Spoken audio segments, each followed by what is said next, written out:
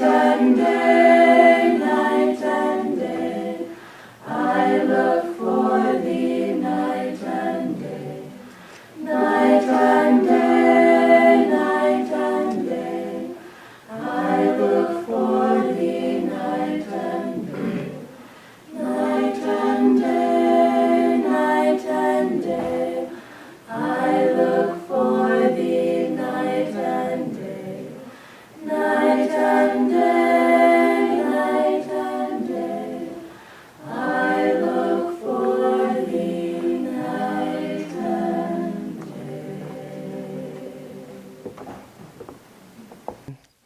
The following commentary is based on the teachings of Paramhansa Yogananda. Jesus Christ said in the Gospel of St. Matthew, chapter 10, "Think not that I am come to send peace on earth. I came not to send peace, but a sword. For I am come to set a man at variance against his father, and the daughter against her mother, and the daughter-in-law against her mother-in-law. And a man's foes shall be they of his own household. He that loveth father or mother more than me is not worthy of me, and he that loveth son or daughter more than me is not worthy of me. And he that taketh not his cross and followeth after me is not worthy of me. He that findeth, that is to say, that clingeth to, his life shall lose it. And he that loseth, in other words, that giveth up his life for my sake, shall find it." God tests the firmness of our faith. The sword described here is the sword of discrimination. The struggle Jesus describes is not a war against unknown enemies, but the struggle with our own attachment to all that is nearest and dearest to us, humanly speaking. Ultimately, it is a war against the ego itself and against anything with which we surround ourselves to bolster the ego's fragile sense of security. When Yogananda, as a boy, fled to the Himalayas to embrace a life of solitary meditation, he was apprehended by his older brother, Ananta, and brought him home. At a certain point before he would accept defeat,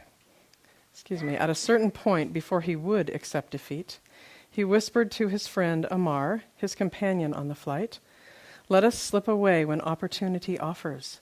We can go on foot to Rishikesh." But Amar, whose brother had accompanied Ananta, had turned pessimistic, disclaiming any intention of continuing their adventure. Yogananda's memorable comment on Amar's refusal was, he was enjoying the familial warmth. The spiritual warrior rejects that familial warmth. Rather, he claims the whole universe as his home.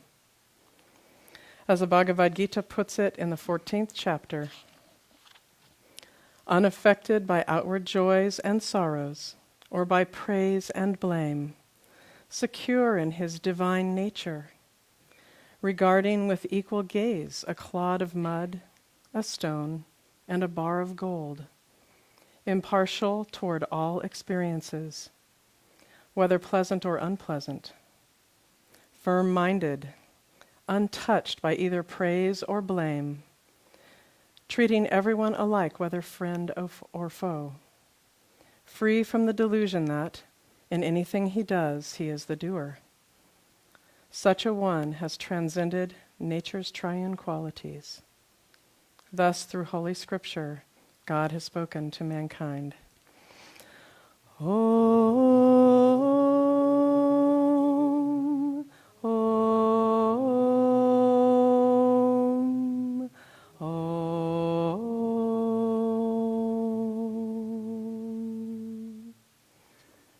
It's called, "I vow never again to turn my gaze from thee." I take this sacred vow. Never will I lower my love's gaze below the eyebrow horizon of my constant thoughts of thee. Never will I turn my uplifted inner sight away from thee. Never will I let my mind dwell on anything that reminds me not of thee. I will disdain the nightmare of ignorant behavior. I will court all dreams of noble achievement, those of love, kindness, and understanding, for they are thy dreams. Though I dream many dreams, wakefully I will ever think of thee. In the sacred fire of constant remembrance, kept ever alight on my soul's altar, I will ever behold thy presence with the watchful eyes of devotional love. Thy grace has shown me that the dualities of health and sickness, life and death, joy and sorrow are but passing fantasies.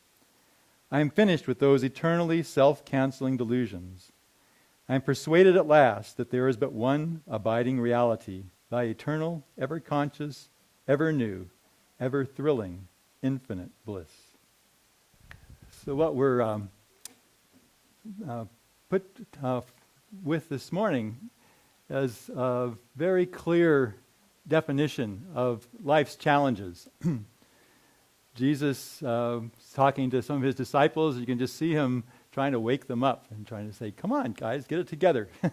I brought you a tremendous gift, and it's up to you to choose it and to align your life with it accordingly.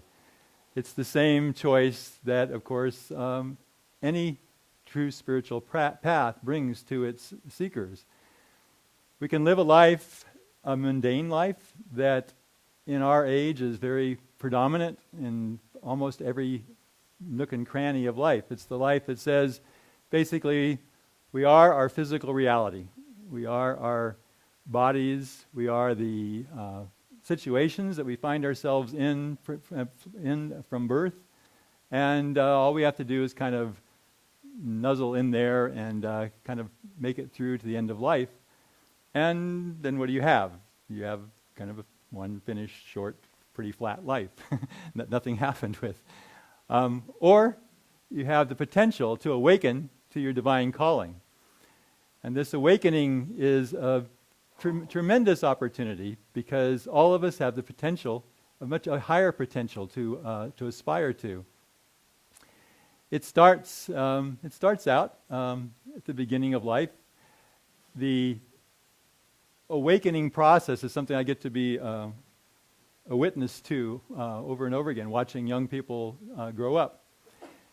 And most of the people I've worked with, of course, were born here at Ananda Village or came here at a fairly young age. And you see this potential to awaken to this higher vision of life, or to not, just kind of choose something less dramatic, less imposing. It's a difficult choice, partly because childhood's been fairly badly done in the recent past. My own upbringing, Divine Mother gave me a lot of good examples of how not to do things, because when I was young, I was indoctrinated into the religion that I was born into, and just kind of told that this is the only way, you need to do it, and you should memorize all these different things, and that's what religion is all about. That's what spirituality is all about. Which, of course, did a fairly good job of killing my enthusiasm for spirituality and religion at a very early age, because I found it very tight and very limiting. Spirituality truly is not limiting at all. It's limitless.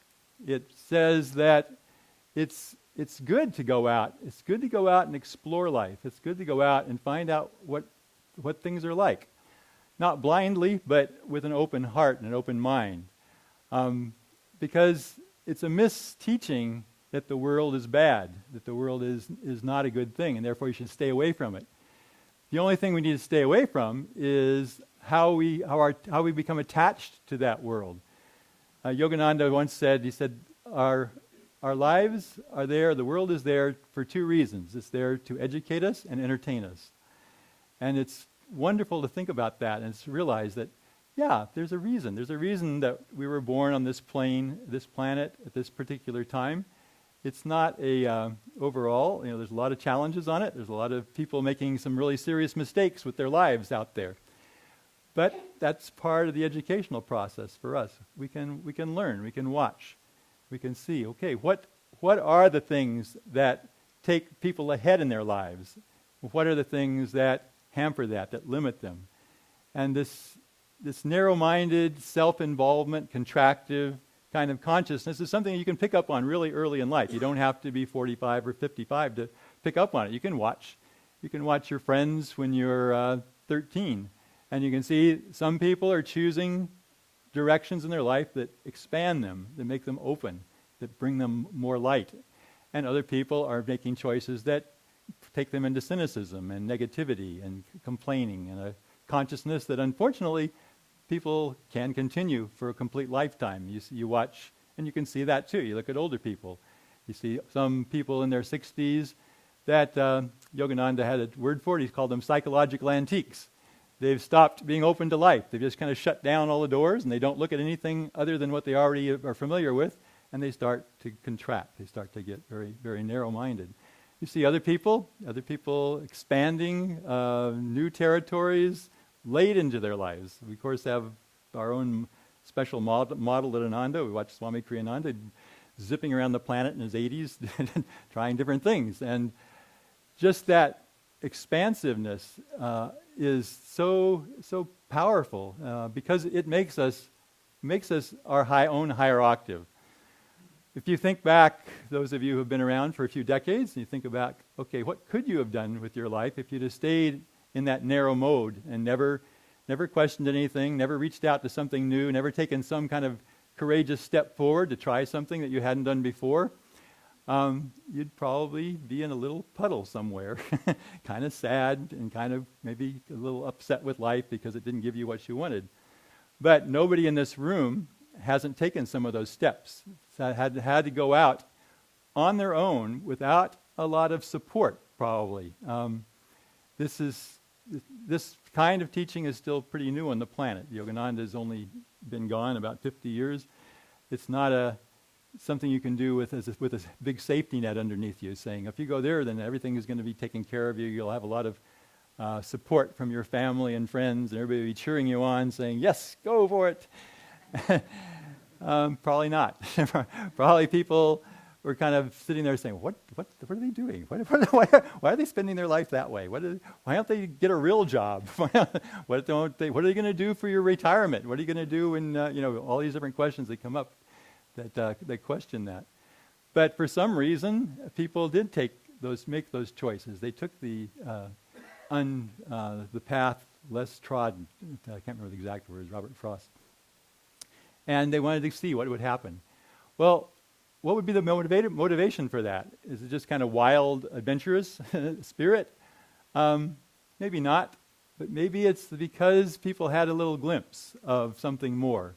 They had a little taste of what it meant to work with that expansive consciousness, to feel their heart open, to feel their mind be open to new truths, to be willing to examine new things in life.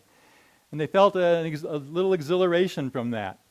Or maybe it was from watching other people who've done that with their lives and just saying, I'd like to be like that person. I'd like to model my life like that. And so we do. We make some of those choices and we test it out. And it's a little scary. In fact, it's always scary. It wouldn't be worth doing if it wasn't scary. It would take a challenge. I was talking to one of the college students this morning. She's back cooking lunch up here, so I can talk about her. But she took on the challenge of leading yoga postures session during the college retreat, and she'd never done it before. And her self-image is not, I am a yoga teacher. I have a certified pin from somewhere. It was just like somebody needed to do it, and she was willing to step up to it. And, just talking to her this morning, I realized it was a big step for her because she was putting herself out there as a kind of guide to the next step with her peer group. And that's really hard to do, especially when you're younger. It's really hard to do because young people, there's more of that sense of, am I different? Is everybody else with me? Are all my friends along with me? And then, okay, I'll take it if everybody's with me. But in this particular case, it was like, okay, step forward, step out, lead, be a leader in this direction, not just a follower. And I watched her last night. I was also getting ready for my next step this morning at Sunday service. So I was sitting over there. We have a little quiet table up there, and we were sitting, and it says, you're in silence, and I noticed that she was over there. I thought, oh, that's interesting. And then I talked to her this morning. He says, yeah, it was hard. I had to spend a lot of time getting ready for it and getting myself geared up. I said, how'd it go? She said, oh, it went really well. So nice. So it was like, okay, now that step's over, and she's ready for the next step. Or who knows?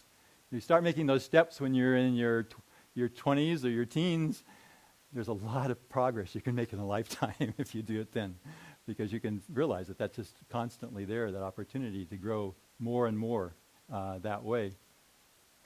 So that's what we're called on. We're called on because we're at the beginning of a new era. We have this new age that coming in, whether we like it or not, and we see it in very many different facets in life.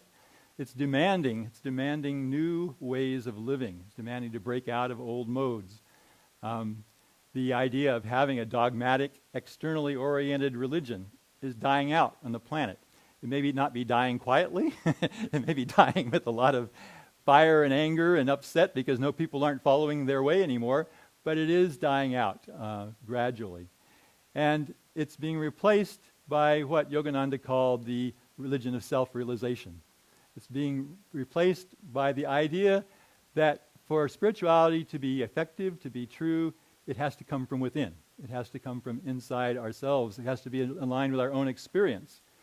Again, going back to working with young people, we try really hard not to dogmatize people. We try to really hard to say, it has to go along with your own experience of these things. If you can chant and have kirtan and actually feel something inside, then that's something we can build on. If you can meditate and if you can have a sense of what it means to have a sense of inner peace or inner strength or inner joy, that's something real. That's something real. And we don't have to spend a lot of time memorizing definitions of it or anything like that. The important part of it is the experience within. And then you can take that. You can take that with you out in every aspect of life. And there's no part of life that's not able to be analyzed and looked at that way. Although we don't have to go out and experience every single part of life. We don't have to go to the opium dens and see what does expansive energy look like here, or what is it opposite. That's part of trying to learn from other people. But we can go anyplace else where our life takes us, and we can just apply that very simple yardstick. What's expansion look like? What does expansion feel like? What does contraction feel like? How do we experience that? And we can see. Part of these readings this morning, Jesus talks about. He says the very interesting one. He says, you have to take up your cross and follow me to find eternal life. It's interesting from one angle, just more of a linguistic manner, is like, why was he talking about crosses before he got crucified? Probably had a premonition that he was going to do it, but it's not something you want to talk about ahead of time. So maybe somebody went back and changed some words, but the thought's the most important thing. What does it mean to pick up our cross and follow him? Well, it becomes pretty simple when you look at it from a perspective of karma. That we all, as we become conscious of this incarnation, different levels, we see that it's got certain parts that are hard. Nobody here has everything down pat. Everybody's got certain challenges. There might be physical challenges, they might be mental challenges, they might be personality challenges. It could be anything. And at first, our reaction might be, oh, no, I don't want that. I don't want to look at that part of my life because it's not a pretty part. And we try to shy away from it. But what Jesus is saying here is, look at it. Not only look at it, embrace it, pick it up, use it, because that's going to be the avenue that your own evolution is going to take you, your own working through your own karma. If you've got a difficulty relating to people, you could try to be a hermit and spend your life not having to be around people, but you probably would get a lot more by trying to take that quality into life and trying to say, how can I purify this quality? How can I uplift it? And how that can happen, of course, is another part of the talk, of the sayings of Jesus, which is we have to learn to act from that divine flow of energy coming through us. We have to learn to be able to bring that flow in every aspect of our life, especially in the parts that might look a little weak, a little blemished in us. So can we learn to do whatever we are called to do with that consciousness, and gradually more and more let that divine energy take over in that part of our life. Maybe we have a tendency towards egotism in some part of our life. That's the other side. Maybe we have a strength. Maybe we have a gift. And then the challenge is, how can we utilize that gift without getting egotistical about it, without getting a superiority complex? I can do mental math problems. I can sing. I can whatever. I can run. I can do whatever, all these different talents that we have. I remember there's a movie, Chariots of Fire, which is an old movie now, but there's a great line in there. This is a true story. He was a very spiritual young man who also had a tremendous gift for running. And he, in fact, was the world's champion in that year, I think in 1920. And his religion was such that it said, don't put yourself out that way. You shouldn't, you'll draw attention to yourself. It's egotistical. And he just says, his answer was, when I run, I feel God's presence. I feel God's joy. And that was the perfect way to handle a talent, because we want it to be God's joy flowing through us. We don't want it to be narrowed in by the fact that I'm doing this. And the tendency, of course, is to say that. How do we do that? We have to gradually transform our consciousness. We have to gradually learn how to be in tune with this divine flow on a continual level. It's a huge challenge. It's a huge challenge because most of us, when we start on the path, we get a little glimpse here, another one here. And it seems, in most of our lives, though, we're seeming that we're just in this old egotistical consciousness. But by concentrating on that more and more, every religion, every teacher says that. It's got to become constant. St. Paul in the Bible says you have to learn to pray unceasingly. The Buddha, I can't think of the exact words, but I'm sure he would say the same thing. We have to learn to live in that consciousness all the time. Every true spiritual teacher says it's possible. And in fact, it's the challenge of being in a human incarnation, is to learn how can we do that. How do we do it? We do it through practice. We practice. We put ourselves in situations, first of all, that bring that to the fore in our consciousness. Whatever, again, is a very individual process. Hopefully people came to Sunday service this morning because they thought it might help them that way. But the idea is to have surroundings that will help bring that forward. It's not an accident that Yogananda, one of the main parts of his work, was this talk about world brotherhood colonies, because that's where we have the most opportunity to learn this kind of way of living, by being with our brothers and sisters who are also trying to do the same thing. The idea that now on the planet right now, this is the lifestyle that's most supportive of this new way of living, of living a spiritually complete life. We go from the last era, which kind of the best way to do it was to basically kind of withdraw from life, find a convent, find a hermitage, and try to just get away from a very gross consciousness of what we would call Kali Yuga from this tradition. But now it's possible now. It's possible to take that next step and to have a full life with family and job and school and all these different things, and also learn how to manifest this higher consciousness through what? How? Well, through selfless service. Service is an incredible tool, and it's completely out of tune with the general society, which general society says in terms of serve yourself, grab things for yourself, accumulate wealth. It's one of the reasons we have this huge economic teeter-totter that we're on right now, because it's out of balance. It's out of balance because the majority of people in that area have this old consciousness of grabbing and trying to hold things for themselves, so it's keeping things very unstable right now. The new paradigm that we're trying to move toward is one of caring for others, sharing, serving others. And so this whole idea of approaching our lives with that attitude of selfless service is a tremendous tool to have. Don't go out there for yourself. Go out there to help other people. Go out there to serve others. Tied to that, of course, is the inner work of chanting, meditating.